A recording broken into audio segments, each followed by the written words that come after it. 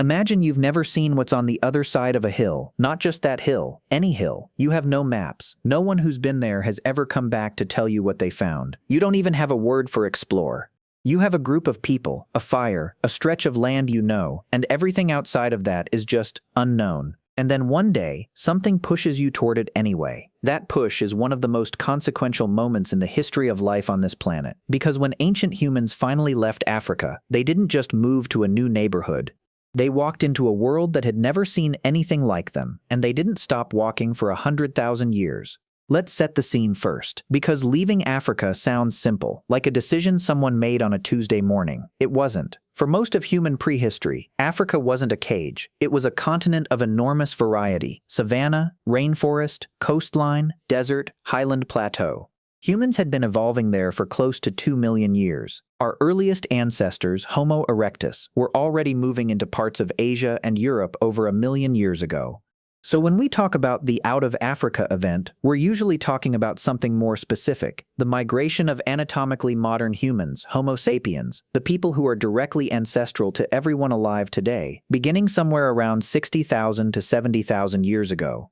That's the migration that stuck, the one that populated the entire planet. But here's the question nobody really answers clearly. Why then? Humans had been anatomically modern for at least 100,000 years before that migration. They had fire, they had tools, they had language, or something close enough to it.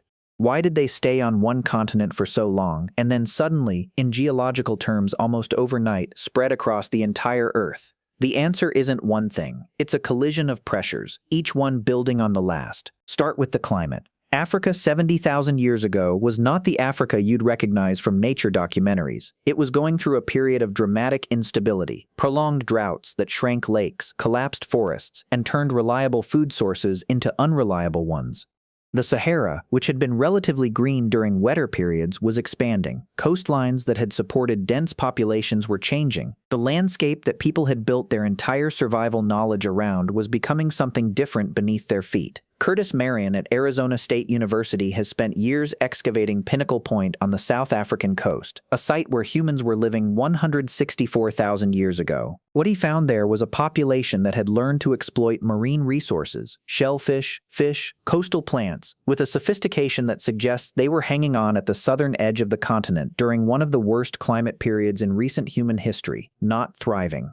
Surviving, compressed into small pockets of habitable land while much of the interior became increasingly hostile. When a population gets compressed, something interesting happens. Competition increases, resources become contested, and the pressure to find somewhere, anywhere, less crowded becomes intense in a way that doesn't require anyone to consciously decide to migrate.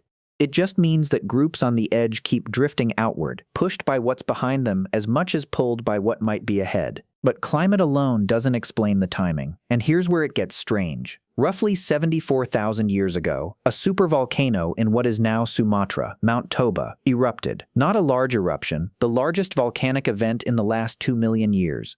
It ejected so much ash and sulfur dioxide into the atmosphere that it triggered what researchers believe was a volcanic winter lasting years, possibly decades. Global temperatures dropped, vegetation collapsed across entire continents. Some researchers, including Stanley Ambrose at the University of Illinois, have argued that this event nearly ended the human species entirely, reducing the global population to somewhere between 3,000 and 10,000 individuals. Think about that number: the entire human species, every person alive. Fewer people than fit in a mid-sized concert venue. Not everyone accepts the most extreme version of this bottleneck theory. The genetic evidence is debated, and some archaeological sites suggest human populations survived in multiple refugia through the event. But the genetic data is clear about one thing. At some point in our recent past, the human population went through a severe bottleneck. The diversity we carry in our DNA today reflects a species that came very close to not making it. And what comes after near extinction, if you survive it, the pressure to spread, to not put everything in one place again, to find new ground before the ground you're standing on fails you the same way it just did. So the climate is destabilizing. The population has been through something catastrophic. And there's one more piece: the route out. For most of human prehistory, the exits from Africa were limited. The Sahara to the north was a desert barrier that expanded and contracted with climate cycles.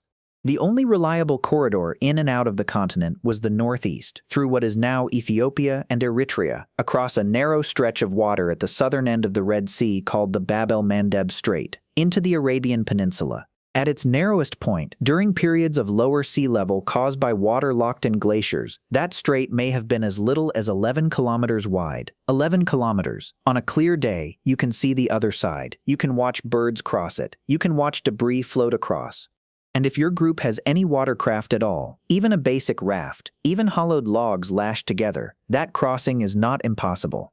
It's not a plan. It's not an expedition. It's a decision made by a small group of people who could see the other shore, who had run out of better options behind them, and who crossed. That crossing, or one very much like it, is where the story of every non-African human population on Earth begins. One small group, one narrow strait, one moment where staying felt worse than going. What happened next is almost impossible to fully absorb.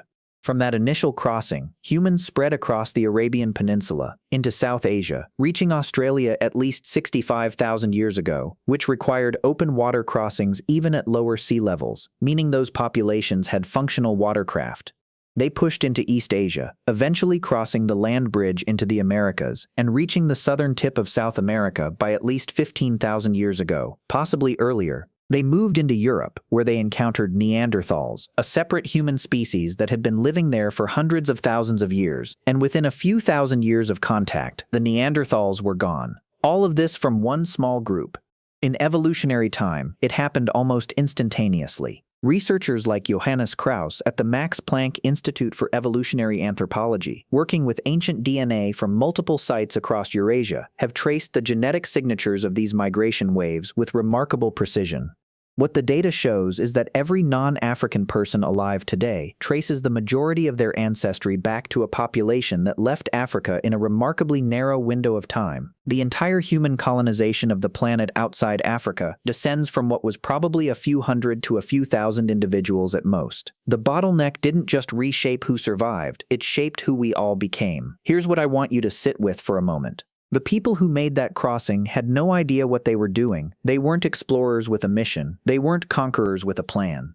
They were a small group of people, probably exhausted, probably frightened, carrying everything they owned and everyone they loved, moving towards something unknown because what was behind them had become unlivable. They had no way of knowing that their grandchildren's grandchildren would walk into Ice Age Europe, that descendants of theirs, thousands of generations removed, would one day reach a continent on the other side of the planet that no human had ever seen.